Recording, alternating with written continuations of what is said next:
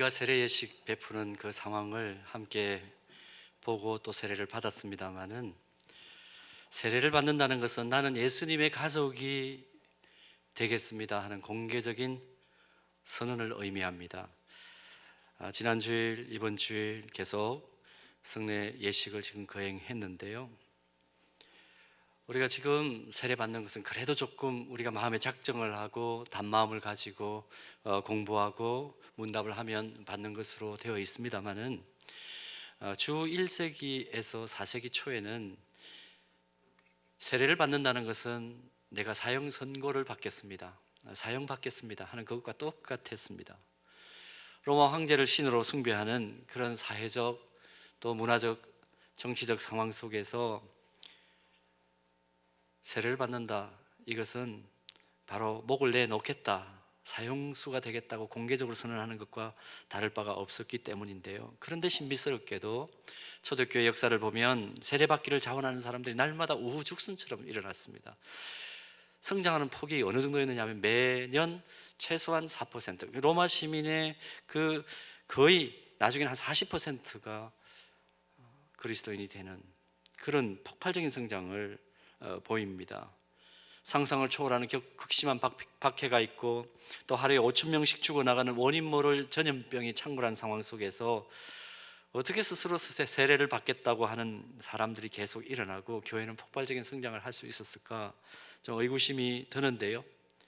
이유가 뭐였느냐 하면, 그리스도가 나와 세상의 주님이시라는 그 믿음 가지고 신앙 고백을 하는 그 순간부터 새로운 차원의 나는 가족관계에 들어갔다는 것을 성도들이 인식을 했기 때문입니다. 그리고 인식 정도가 아니고 실제적으로 여전한 박해 속에 교회라는 영적 울타리 안으로 들어가기만 하면 안심하고 서로 사랑하고 위로하고 서로의 필요를 채워가면서 천국 소망 가운데 진정한 기쁨을 가지고 살아가는 아주 차원이 다른 삶을 이들은 살았기 때문입니다.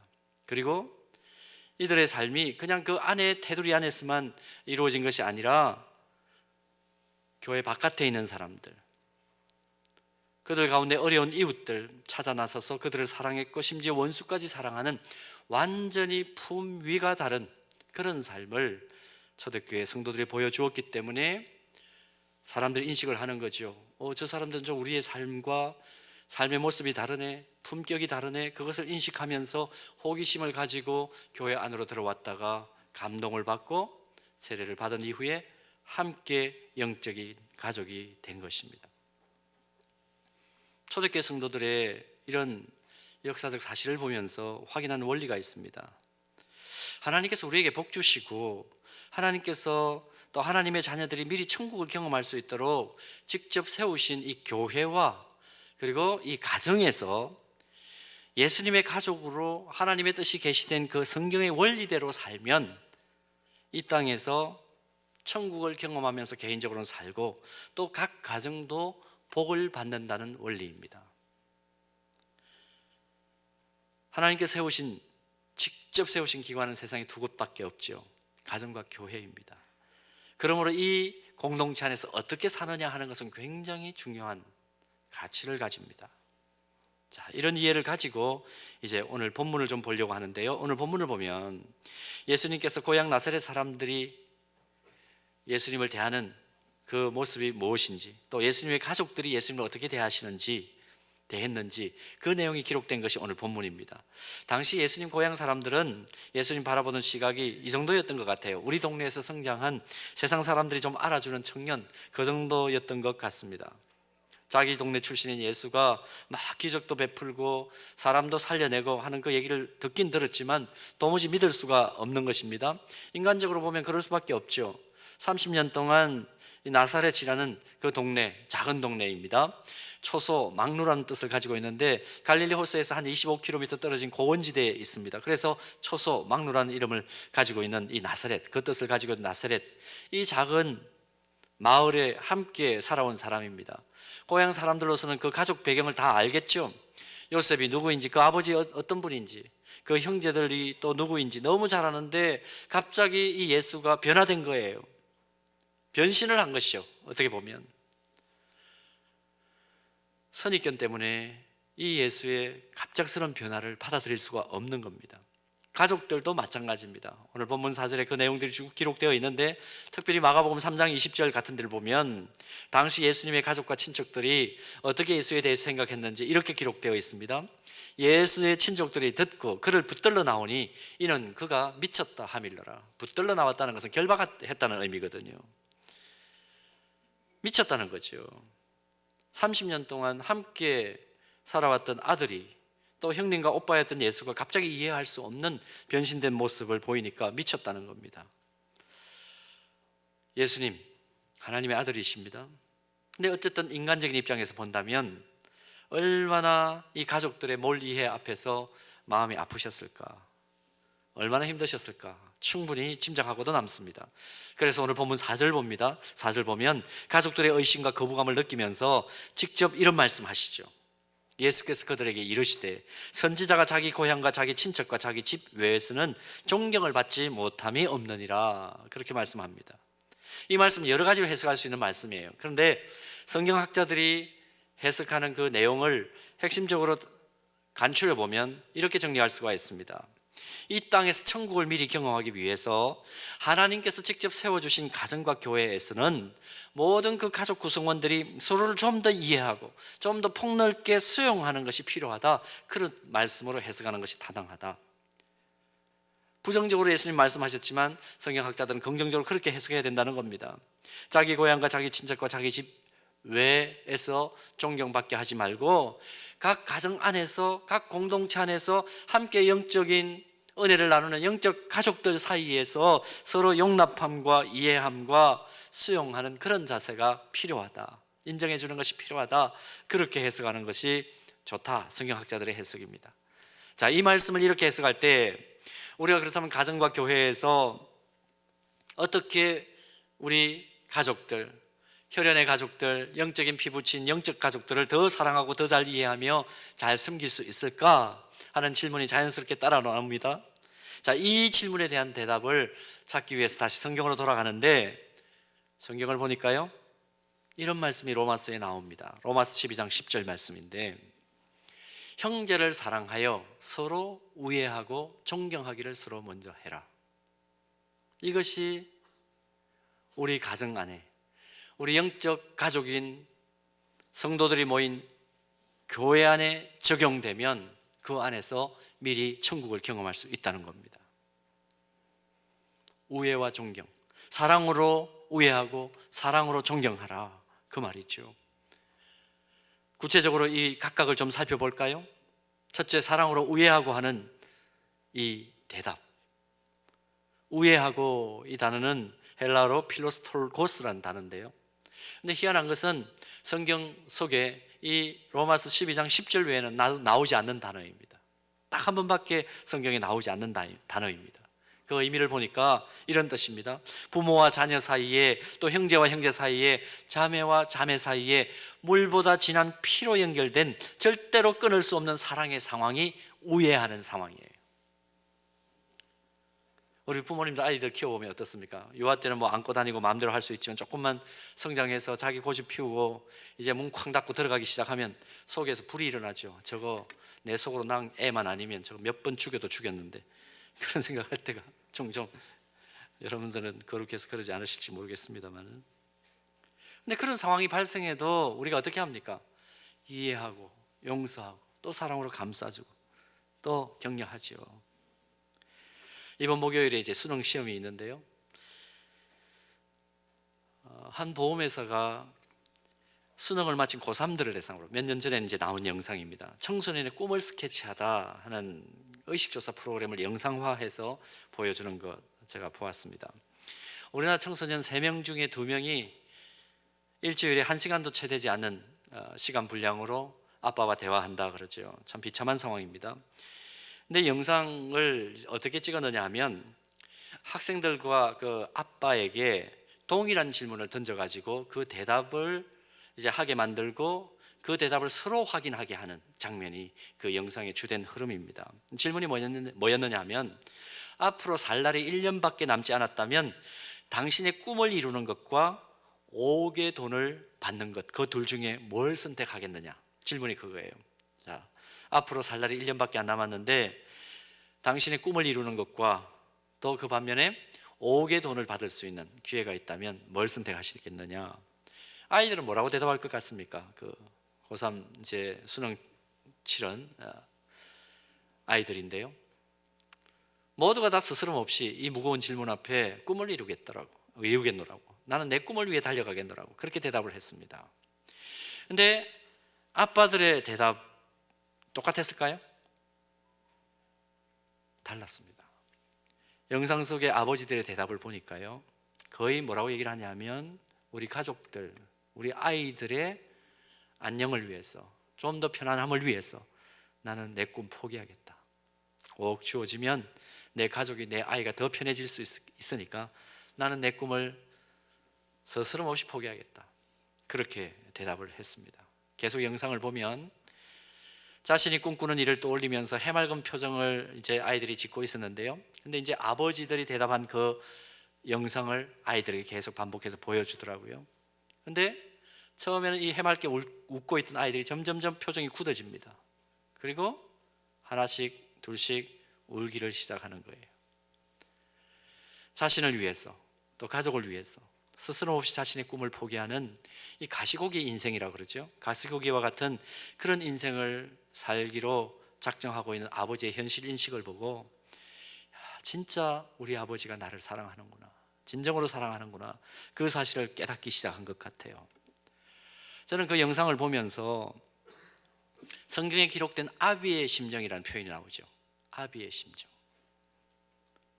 가족들과 자녀들이 조금이라도 덜 힘들고 더 편안하게 살아갈 수만 있다면 언제든지 자신의 꿈을 포기할 수 있다.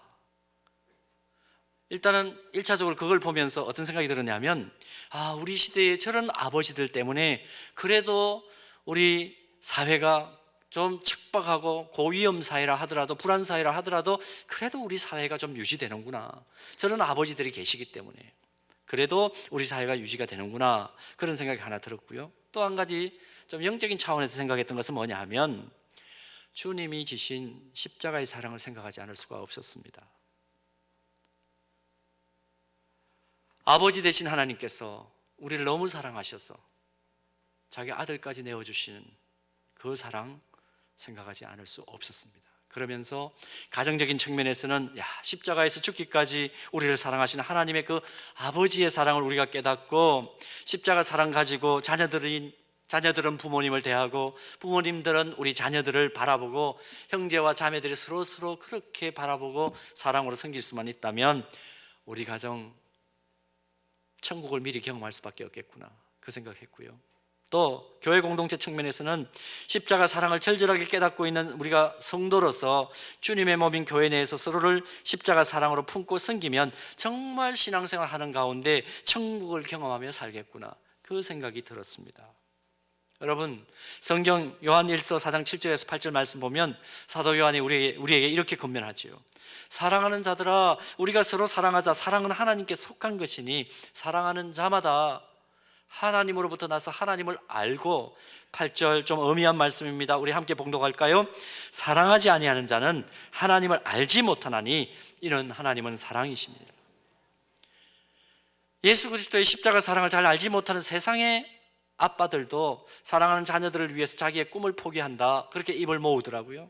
그렇다면 십자가 사랑을 깨닫고 세례받고 믿음으로 예수님의 가족이 된 우리들이 서로를 향해서 어떤 삶을 살아야 할 것인가는 분명해지지 않습니까? 바로 가정에서 십자가 사랑을 전제하고 사랑의 우애로 반응하면 우리 가정에는 진정한 행복이 찾아들 것이 틀림이 없습니다. 교회에서 그리스도를 주님으로 고백하는 영적 가족들이 십자가 사랑을 깨닫고 서로 사랑하면, 그 정도의 밀도와 깊이를 가지고 사랑하면 우리는 교회 안에서 미리 천국을 경험하며 살 수 있을 것입니다. 코로나19 상황 속에서 세상 사람들 대부분의 마음이 거칠어지고 상처 속에 있다는 것을 발견합니다. 그러다 보니까 분노의 팽창 게이지가 그냥 뚜껑만 열어놓으면 그대로 그냥 펼쳐나오는 것을 봅니다. 우리 교회, 제가 최근에 한번 겪었던 일인데요, 이 교회가 점점 상업지구가 되면서 또 이제 밤 12시까지 막 영업을 하니까 여러 가지 일들이 벌어지고 있는 것을 보는데요, 전동 휠체어, 전동 휠체어가 아니라 전동 킥보드 있죠. 전동 킥보드 그거 요즘 많이 타고 다니는데 그런 것들이 때때로 우리 교회 주변에 세워질 때가 있습니다. 담벼락에 이렇게 막 그냥 옆에 붙어 있을 때가 있죠.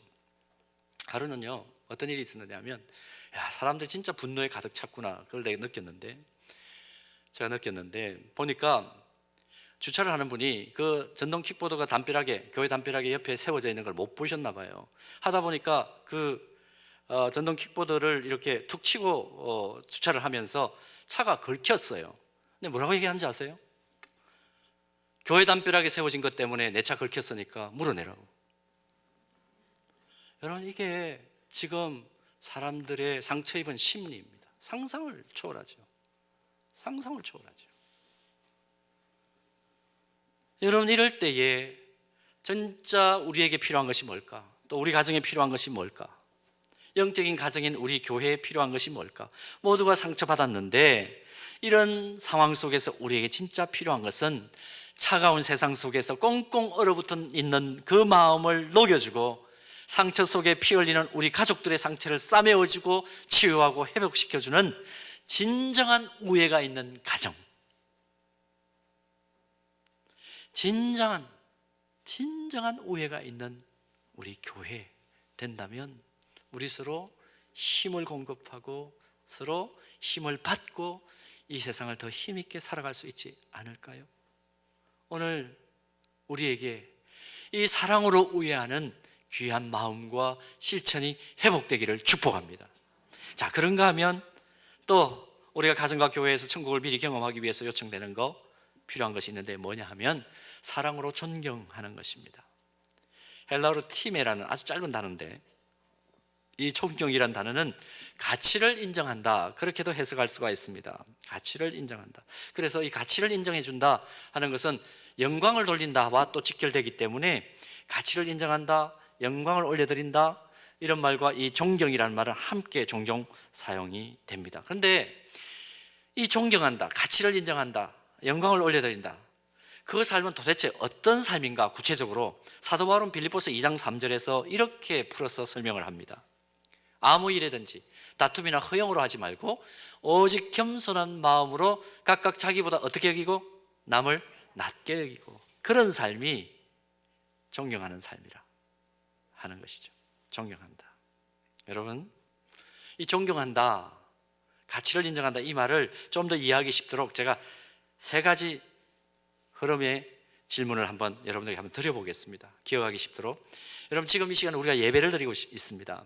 우리가 예배를 드릴 때 월십이라는 표현을 쓰죠. 월십이라는 것은 어떤 의미냐면 가치를 인정해 드린다, 그런 뜻입니다. 우리가 지금 월십을 드리고 있습니다. 하나님의 가치를 존중해 드리고 있습니다. 그러니까 우리가 지금 예배자로서 최고의 가치를 인정해 드리는 분은 누구입니까? 하나님이시죠. 하나님. 그런데 두 번째 질문 드립니다. 최고의 가치로 우리의 예배를 받으시는 하나님께서 최고로 가치롭게 여기는 존재가 이 세상에 무엇일 것 같아요? 뭐일 것 같습니까? 대답은 사람입니다. 최고의 가치를 지금 존중받으면서 예배받으시는 하나님께서 최고로 소중하게 여기는 존재가 뭐라고요? 사람이라 그랬습니다. 하나님의 관심은 언제나 하나님의 형상을 따라 지으신 사람을 향하여 있습니다. 창세기에서부터 천지창조에서부터 보세요. 끝까지, 요한계시록 끝날 때까지 하나님 하신 모든 일 보면 모든 것이 사람에게 초점이 맞춰져 있습니다. 그러니까 우리가 지금 옆에 보고 있는 이 영적 가족들, 또 여러분들이 가정에서 만나는 피부치들은 어떤 존재입니까? 최고의 가치를 가지신 하나님께서 최고의 관심을 가지고 집중하시는 존재가 바로 지금 내 옆에 있는 것입니다. 여러분, 옆에 앉아있는 믿음의 가족들을 한번 다시 얼굴을 보세요. 알고 보니 굉장히 달라 보이지 않습니까? 자, 이렇게 한번 인정합시다. 당신은 최고의 존재입니다. 그렇죠. 하나님이 사랑하시는 최고의 존재입니다. 그 존재가 지금 우리 교회 안에 있고 여러분 가정 안에 있어요. 자, 세 번째 질문 드립니다. 그렇다면 최고의 가치이신 하나님께서 최고의 가치로운 존재를 옆에 두셨는데 그들에게 내가 할 수 있는 최선의 일은 뭘까요? 최고의 가치를 가지신 하나님께서 최고로 가치롭게 여기는 우리 가족들에게 내가 행할 수 있는 최선의 일은 뭘까요? 두말할 필요도 없죠. 사랑하는 일입니다. 귀하게 여기는 것입니다. 돕고 섬기는 것입니다. 그러므로 거꾸로 얘기해 볼게요. 하나님 앞에서 절대로 하지 말아야 될 최악의 일은 뭐냐 하면 사람을 미워하는 일 하면 안 됩니다. 사람을 마음 아프게 하는 일 하나님 슬퍼하세요. 사람을 억울하게 하고 그 눈과 마음에 눈물을 흘리게 하는 일 하면 안 됩니다. 사람을 함부로 대하고 업신여기는 일, 함부로 사람을 정죄하고 판단하고 심판하는 일, 그 사람에 대해서 실체적인 얘기를 듣지도 않았는데 그냥 들었던 이야기를 가지고 그 사람을 판단해버리고 재단해버리는 일 하시면 안 됩니다. 이것이 최고의 하나님께 예배를 드리는 하나님의 사람들이 해서는 안 될 일입니다. 사랑하는 여러분, 우리가 분명히 볼 때에 좀 싫어하는 사람이 있을 수 있습니다. 그러나 기억할 것은 뭐냐면 그 사람을 대할 때 저 사람도 하나님께서 사랑하셔서 저를 위해서, 저 사람을 위해서 하나님께서 독생자를 보내셨다. 그 시각으로 그 사람을 바라보면 시각이 달라집니다. 대하는 태도가 달라질 수밖에 없습니다. 오늘 우리가 이 사실을 회복하기를 바랍니다. 요한일서 4장 19절에서 21절 말씀 한번 볼까요? 여기에 보면 이렇게 기록합니다. 우리가 사랑함은 그가 먼저 우리를 사랑하셨습니다. 누구든지 하나님을 사랑하노라 하고 그 형제를 미워하면 이는 거짓말을 하는 자니 보는 바 그 형제를 사랑하지 아니하는 자는 보지 못하는 바 하나님을 사랑할 수 없느니라. 우리가 이 계명을 주께 받았나니 하나님을 사랑하는 자는 또한 그 형제를 어떻게 할지니라? 사랑할지니라. 하나님 사랑 받으셨습니까?